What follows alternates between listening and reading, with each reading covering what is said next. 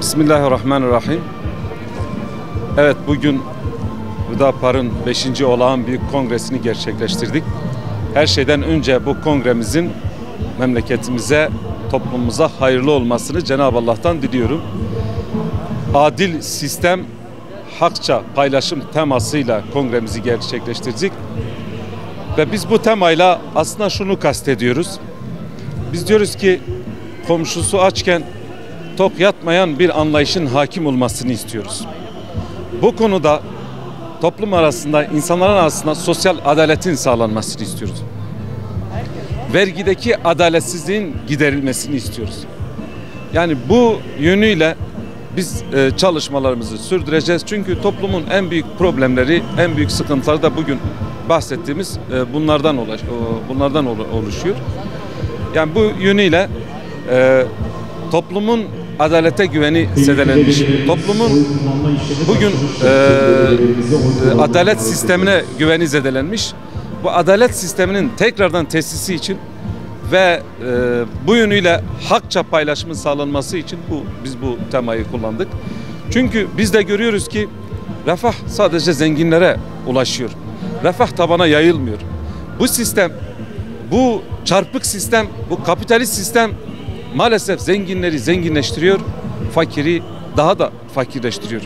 Yani biz diyoruz ki bu kapitalist sistem, bu vahşi kültür gerçekten menfaati merkeze alan ve kişisel çıkarları menfaatlaştıran bu putlaşmış sistemin bir an önce aslında kaldırılmasını istiyoruz.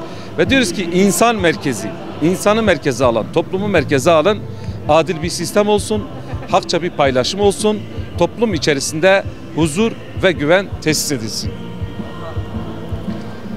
Gençlerle ilgili de şunu belirteyim.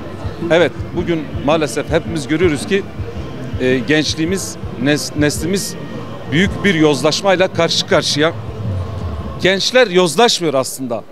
Gençler yozlaştırılıyor. Bunun altını çizmek istiyorum. Yoksa gençlerimiz pırlanta gibi, hepsi tertemiz bir sayfa, işlerinde kötülük olmayan, tamamen safi, temiz duygularıyla aslında hayata başlıyorlar. Ancak gizli eller tarafından bilinçli bir şekilde gençlerimiz değerlerinden uzaklaştırılmak isteniyor. Gençlerimiz yozlaştırılmak isteniyor. Bu yönüyle inşallah biz Hüdapar'la diyoruz ki sadece gençler bir nesne olarak değil, bir oy deposu olarak değil, özne olarak onlarla beraber çalışacağız ve gençlerimizin tüm hayatın merkezine alacağız. Nitekim bu kongremizde de, 5. olağan kongremizde de Genel İdare Kurulu'na aldığımız çoğu da gençlerimizden oluşuyor. İnşallah biz bu gençlerimizle birlikte memleketimize hizmet edeceğiz.